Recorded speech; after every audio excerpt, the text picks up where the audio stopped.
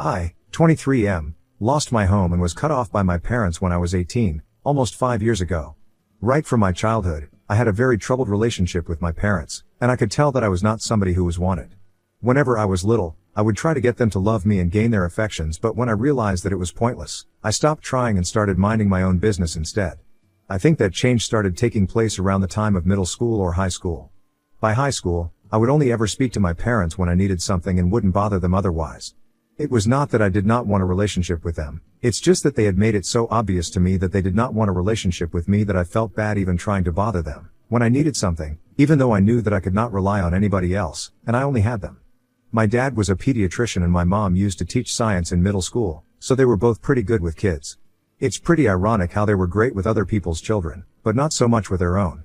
Anyway, by high school, I had decided that I was not going to bother by trying to win them over. We led very separate kinds of lives and I would barely even see them. My dad would come back from home pretty late, and even though my mother would come back home around the same time as I did, we would not talk to each other, we did not even have any and just stayed in our own rooms. I'm not even kidding, it was like sharing a house with strangers, to be honest. We had the absolute bare minimum of interactions, and that was it. I also knew that for college, I would have to find my own way because, on my 18th birthday, they had made it very clear to me that so far, they had been there for me because, well, it was legally necessary for them to do so. But now, since I was no longer a minor, I had to start making my own way in life and they made it sound like they were encouraging me to be independent, but I knew what it really was about, they just wanted me to stop depending on them. They couldn't care less about whether I was independent or not. I hadn't applied to any colleges at that point, since I had decided to take a gap year to try to build some capital. I knew that I would need money to survive, and until I had that, I couldn't even dream of going to college. So after I turned 18, I started looking for jobs and soon enough, I started working at a local supermarket. I did not get paid much, but it felt nice to finally earn something for myself. Unfortunately, my happiness was short-lived since just a couple of weeks after I got that job, I had a new set of worries to think about. Shortly after I got the job, my parents announced to me that they were selling the house, and I needed to start looking for a place. I had no idea what was going on the day that they told me, and when I asked them why they were selling the house, they told me that they planned on quitting their jobs and traveling around the country with the money that they got. They told me that apparently, they had been saving for something like this their entire life, and now since I had a job and I was old enough to live on my own, they did not have any responsibilities to worry about. So they were doing what they had planned and they were giving me a heads up so I could sort out my life accordingly. That put me in a really difficult situation because I had just started working, and I did not have enough money set aside to rent an apartment, not even if I had roommates to split it with. And I had barely started saving up money. At the rate that things were going, even if I lived on the streets, I still wouldn't have enough money to start college by the next year like I had planned. And my parents had dropped this bomb on me, that I would be homeless if I didn't get a place of my own. I tried to talk it out with them and requested them not to sell the house and just put their plans on hold for at least a few months, so I would have enough time to prepare myself and move out, but they were very stubborn and did not care about what I was going through. They told me that they had waited for this long enough, they were not putting off any of their plans anymore, and now, what I was going to do was my problem and not theirs. My mother told me, "You are an adult now and we don't need to take responsibility for what you do anymore. As for the house, that's our property and we can do whatever we want with it. Where you live is not our concern anymore." These were her exact words, and I still remember them because it was just so incredibly hurtful and frustrating. The day that we had that discussion, I ended up getting into the fight of a lifetime with my parents, and after that, I did not see them again. Neither did I hear from them, which is not surprising since I had known that they would never try to get back in touch with me once I had left. I told them they were terrible people and hoped that only terrible things happened to them since they would totally deserve it. I cursed them out, not even caring that they were my parents and much older than me. I just didn't care anymore since they were screwing me over without caring about what was going to become of me either. The problem was that even though I had left the house in a huff, I realized afterward that I had literally nowhere else to go. I did not have any family members who would be willing to take me in, since my parents hadn't exactly kept in touch with their families. Both my parents lived away from their respective families, and since they had never bothered to attend most family events and usually didn't even go home for the holidays, I did not have a strong relationship with anybody from my family either. I barely knew anyone, so it would be foolish of me to expect them to take me in, and I wouldn't be able to reach them either, since we lived in a different state. I did have a few friends from school, but they were all away at college at the time that I left my house, and I didn't want to bother them or their parents because that would be pretty awkward. So I decided to take a leap of faith, and I called a coworker of mine, who is now my wife.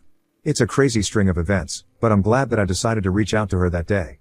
At the supermarket where I worked, she was in charge of the makeup department there, and we had been flirting back and forth ever since I joined. We had become pretty good friends in a really short span of time and knew a lot about each other, and I knew that she also had a lot of issues with her parents, so I also knew that she would understand what I was going through. She was 2 years older than me, and just like me, she had not been able to go to college because her dad was an addict and her mother did not seem to care about anybody apart from herself. The moment she had turned 18, her father left the house and moved in with his brother, and her mother told her that she could not support her anymore. So that was her story, and since she was 18, she had been working so she could go to cosmetology school and become a professional makeup artist. So when I called her and told her about what I was going through, she told me to come over immediately and said that I could live with her. I was and still am incredibly grateful for what she did for me that day. I don't think I would have survived on my own, since it was pretty cold that time of the year and I had nobody else who was going to help me out. Even though her apartment was pretty small and she was getting by on her own with a lot of hard work, she still chose to help me out, and that speaks volumes about the kind of person that she is. Anyway, she let me live with her, and for the first few months, I did not pay rent because I'm still trying to save up money. I did contribute to the groceries and other bills, and after I had saved enough, I started contributing to the rent as well. Before we knew it, we had gone from friends to people who couldn't live without each other. Initially, my plan was to work at the supermarket for about a year and a half. But after cutting ties with my parents and realizing that I didn't even have a place to stay, I started working harder, and I'm still working there, but in a much better position. I applied for the position of floor supervisor, and thankfully, I got the job since I had been one of the most sincere and dedicated employees, so that's how it has been for the past year. I get paid decently, and my wife is now putting herself through cosmetology school, finally, while working part-time at the store. Things have been going well for us. We were happy until last week when my mother showed up unannounced. I don't know how she found me since I have not been in touch with her for the past 5 years, but as soon as she saw me when I opened the door, she gave me a giant hug before I was even prepared for what was happening. I had made the mistake of not looking through the door hole before I opened the door, and once I had regained my composure, I decided to ask her why she was there. She was already putting her bags down in front of our apartment, and when I asked her that question, she stopped and looked at me really sadly before telling me that she was back because my father had decided to leave her. She filled me in on what she and my dad had been up to in the past few years, and I'll try to keep it short. They basically just traveled the country for the first year and a half and then decided to get a job and a house in California. But a month ago, my father broke the news to my mom that he was having an affair with a waitress who worked at the restaurant near his office, and he was leaving her to be with the waitress instead. My mother believed that my father had lost his mind, and after a lot of fighting, she decided to choose her dignity and self-respect and come back home. But now, she needed a place to stay because she needed to save money for the divorce procedure, and she didn't have a lot of time left before retirement, so she did not want to waste her money by looking for a place to live. So she decided that she was going to live with me, without even asking me if I would be fine with it or not. And now that life had come full circle for me, I decided to repeat her very own words to her. The thing that she had said to me about how I was an adult now and they were not going to take responsibility for me anymore, and how it was their house so they could sell it and do whatever they wanted with it. They did not take my consent for it, and I would have to look out for myself. I know that since she needed my help, I told her that she was not my family anymore, so she had to look out for herself, and this was my house, so I could do whatever I wanted to do with it. I repeated those exact words to her with a huge smile on my face and then shut the door with a laugh, probably the most satisfying thing I've done in my entire life. But my wife thinks that I went a little overboard and feels that I should give her another chance. She hasn't been fighting with me, but after she witnessed what happened the other day, she thinks that I was a little too hard on her and that I should at least think about it before I reject her. Her parents have passed away in the past few years. I guess that is where this is coming from, but nevertheless, Ida for turning my mother away when she came back after 5 years to ask me to let her live with me. Update 1. I spoke to my wife about what she said. We have not been fighting about what happened, but she was definitely a little put off and I could sense that she was not exactly happy about what I had done. However, she knew that this was my personal issue with my mother, and I could choose to deal with it in whatever way that I wanted to. It was not exactly her place to comment on it, so she had been trying to restrain herself. But that was putting a lot of pressure on our relationship, and so, yesterday, after making that and then reading a couple of comments on there, I decided to talk to her. I told her anything about my childhood and explained to her how my parents had always treated me badly, like I was a pariah in my own house. And I had even been okay with that. I always tried to make myself invisible, but even that was not enough for them, and they had to make things even more difficult for me, which is why I did not feel guilty in the slightest, by turning away my mother when she needed my help. They had not even bothered to check on me for the past 5 years now. She was only here she needed me to rescue her. I explained my situation to her, even though she knew most of what happened. She then apologized to me for reacting that way, and just as I had suspected, she told me that she was just having a rough time because she had lost both her parents in the past few years, her dad to addiction, and her mother to a heart attack. So she was feeling kind of touchy about this and she misjudged my intention, but it's all fine between us now. So I am glad that we talked it out. My mother, in the meantime, has been a total nightmare to deal with. I don't understand why, but she has gotten it into her head that harassing me through social media will somehow make me more inclined to open up my home to her. She had a very easy solution, just to apologize to me and hope for the best. But being the narcissistic moron that she is, she decided that she was going to do everything wrong and see how that works out for her. She started posting about how her son and her husband were treating her with unprecedented cruelty and stage of her life, and she regretted investing so much time in both of us. She accused me of being just like my father and abandoning her when she needed it the most, not even bothering to mention how she had literally the same to me, if not worse. She has created a fake profile and has been tagging me, my wife, and all of our friends and family in her posts. I don't even know how she knows so much about my life, like who I am married to and where I live, and it's kind of creepy now because I don't remember telling her about any of this and none of this information is public. My wife and I have private accounts on social media, so I don't know how she's getting any of this info. Everybody I know who has been tagged in those posts is trying to report that account and get it taken down, but we know that as soon as that account gets taken down, she will just create another one. I honestly don't want to report her to the police because it's just a lot of hassle and both my wife and I are too busy for that right now. But if this goes on any longer, we will not be left with any other option but to do that. So I honestly don't know what to do right now. It's just really frustrating and annoying, more than anything else. I just wish my dad would take her back or something, so we would not have to deal with this nonsense. So far, it's just been annoying, and I hope that it stays that way because I don't want any real-world impact of this. Update 2. So it has been 2 weeks now, and my wife and I are still dealing with the repercussions of saying no to my mother. After the posts, she started escalating things to a new level. She started showing up at my store and would keep giving me nasty looks throughout the time that she spent there. Usually, she kept showing up around noon and would spend about an hour and a half at the store, constantly looking at me angrily. But I did not care about it, and I tried my best to ignore her altogether because that was the best way of dealing with her. I did not pay any attention to her for a week, and yesterday, I guess she finally realized that there was no point in trying to intimidate me like that. Once again, she did the absolute opposite of what would get her in my good books once again. Yesterday, she did not show up at the store and I was kind of relieved because I thought that she was finally letting this wouldn't bother me again. When I left the store after my shift was done, she was waiting near my car. She did not look angry, surprisingly, just upset, and I felt kind of bad for her because she looked much worse than when she had shown up at first. I don't even know where she is staying for now, because as far as I know, she cut ties with most of her friends here when she left. And if she's trying to save money, a hotel would probably be too expensive for her anyway, but I did not ask her because it's none of my concern. Anyway, once I got near my car, I tried to ignore her and get in, but she stood in my way till the very last moment and kept telling me that she needed to talk to me. Finally, I gave in after 5 minutes, and I asked her what exactly was it that she had to say to me now, after all the nonsensical things that she had done. So, she started crying, and I was not even talking calmly or quietly, I was talking full-blown wailing. She literally burst into tears when I asked her and couldn't even bring herself to talk. So, at that point, I started getting a little concerned. I don't like my parents, I really don't like my mother, but I am still a human being. And I knew that she was hurting. There is no other explanation for the way she was behaving. So I tried to calm her down and told her to sit in my car with me, so she could compose herself and then we could talk. Had it not been for her little outburst, I probably would not have asked her to sit in my car and talk to me. I think that was necessary for me to mention after the last update, that lots of people have called me very unwelcome names, just for being human.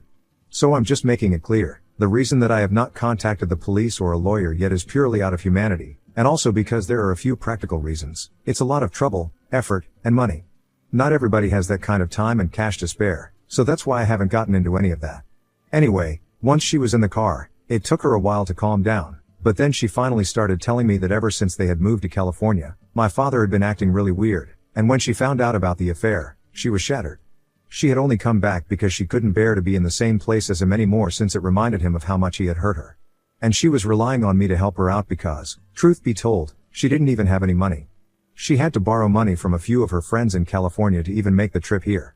She had quit her job several years ago when she started traveling with my father, and then, she had never worked again. When they were in California, she did not have a job, so she had been a stay-at-home wife and had been counting on my father for money. But now that their marriage was over, she did not have anybody to go to.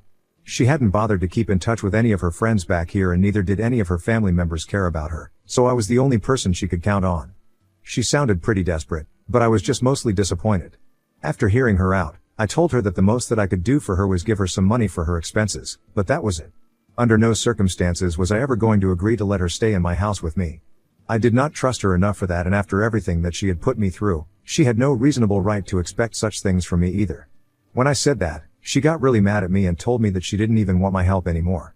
Then she got out of the car and slammed the door shut with more force than what it required, to make sure that I knew that she was upset. And then, she walked away. Today, when I went to work, she did not show up even once, and I'm beginning to think that she has finally received the message and is going to stay away from us now. Or at least I hope that's the case, because I'm really exhausted and I don't want to deal with this anymore. Update 3, my mother has not tried to contact me for almost a month now, and I think she has finally left. I don't know exactly where she is, but at least I found out how she was able to get all of my information. I had an old account on Facebook, which I haven't been using for the past couple of years since I forgot the password to it, and I have moved on to a new account because there was no other way to get it back since it was associated with an email which I don't use anymore. So I started anew with this new account, but unfortunately, that last one was a public account, and I am assuming that that's where my mother got most of her information from.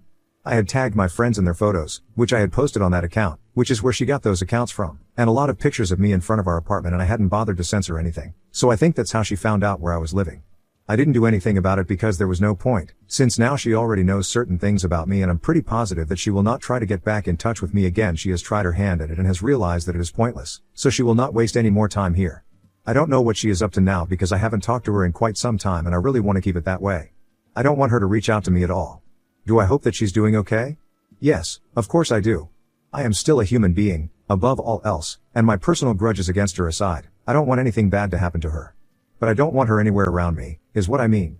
A few of her friends had reached out to me a couple of weeks ago, and they told me that after I had turned her down, she had reached out to them to ask for help, but they had not responded to her either. And there was no reason for them to do so either, because she had snubbed them for so many years when it was they who were trying to talk to her and keep in touch.